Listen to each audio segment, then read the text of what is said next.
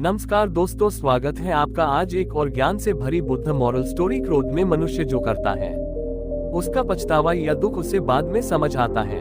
तो चलिए आज हम बुद्ध मॉरल स्टोरी क्रोध की मदद से जानेंगे कि क्रोधित व्यक्ति को कैसे हैंडल करें। एक बार की बात है, गौतम बुद्ध अपने शिष्यों के साथ बैठे हुए थे और उन्हें कुछ समझा रहे थे। बुद्ध के सभी शिष्य बड़े ध्यान से बुद्ध की बात सुन रहे थे। बुद्ध और उनके सभी भिक्षुओं ने देखा कि एक आदमी बहुत तेजी से उनकी ओर आ रहा है और वह आदमी बहुत गुस्से में है और कुछ बड़बड़ा रहा है।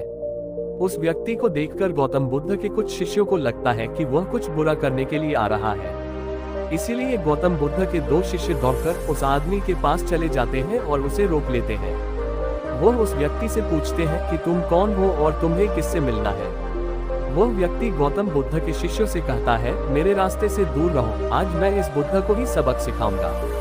उस व्यक्ति की बातें सुनकर गौतम बुद्ध के शिष्य उस व्यक्ति को शांत करने की कोशिश करते हैं, लेकिन वह व्यक्ति शांत नहीं होता है।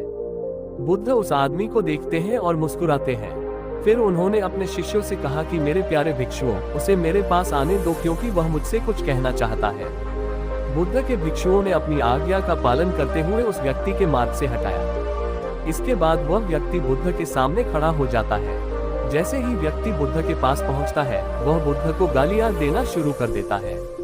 बुद्ध उस व्यक्ति की गालियां सुनते रहते हैं, परंतु उसे कोई भी उत्तर नहीं देते। काफी देर तक बुद्ध को गाली देने के बाद व्यक्ति मन में सोचता है कि मेरी गालियों का बुद्ध पर कोई असर नहीं हो रहा है। तभी उस व्यक्ति का गुस्सा और भी बढ़ जाता है और वह व्यक्ति बुद्ध पर थूक देता है। इसके बाद बुद्ध एक कपड़ा उठाते हैं और उस थूक को पोंछते हैं।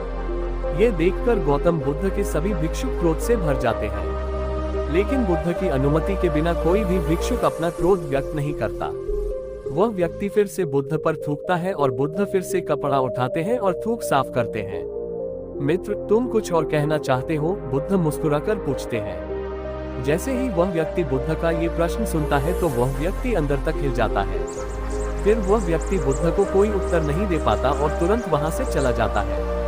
बुद्ध के सभी भिक्षुओं के मन में यह सवाल उठता है कि उस व्यक्ति ने बुद्ध का इतना अपमान किया, लेकिन बुद्ध ने उस व्यक्ति से ऐसा क्यों कहा और क्या वह कुछ और भी कहना चाहता था।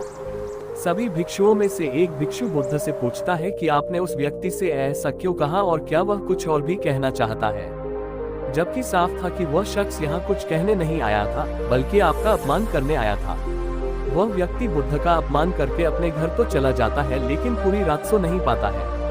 उसके मन में सिर्फ यही प्रश्न घूमता रहता है कि मैंने बुद्ध का अपमान किया, उन्हें गालियां भी दी, फिर भी उन्होंने मुझसे यह क्यों पूछा कि क्या मैं कुछ और कहना चाहता हूँ, जबकि वह उनका अपमान करने गया था। अगले दिन वह व्यक्ति सुबह जल्दी उठकर बुद्ध के चरणों में लेट जाता है। बुद्ध के सभी शिष्य ये देखकर आश्चर्यचकित रह गए कि जिस व्यक्ति ने कल बुद्ध का अपमान किया था वह आज रो रहा है और बुद्ध के चरणों में पड़ा हुआ है। बुद्ध उस व्यक्ति को उठाते हैं और उस व्यक्ति से कहते हैं, मित्र, क्या तुम कुछ और भी कहना चाहते हो? इसी बीच बुद्ध के एक भिक्षु ने बुद्ध को टोकते हुए उनसे पूछा, बुद्ध, कल जब यह व्यक्ति आपका अपमान कर रहा था तो आपने भी यही कहा था, क्या आपके पास कहने के लिए कुछ और है? और आज यह व्यक्ति आपके सामने रो रहा है, तुम अभी भी यही कह रहे हो, इसका क्या मतलब है? बुद्ध कृपया हमें समझाए। बुद्ध ने कहा कि शब्दों की कमी है। कल भी यह व्यक्ति मुझसे कुछ कहना चाहता था, लेकिन शब्द नहीं थे, इसलिए वह क्रोधित होकर मुझ पर थूककर उस बात को मुझसे कहने का प्रयास किया। और आज भी आंसू शब्द के स्थान पर असमर्थ है जो ये कहना चाहता है।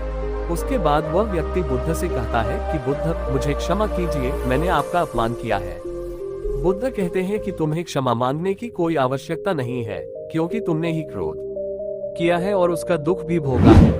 आपने दूसरे को क्या नुकसान पहुंचाया?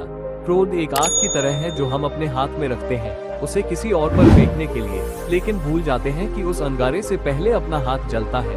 उम्मीद करता हूँ इस बुद्धा मॉरल स्टोरी से आपको आज बड़ी सीख मिली होगी।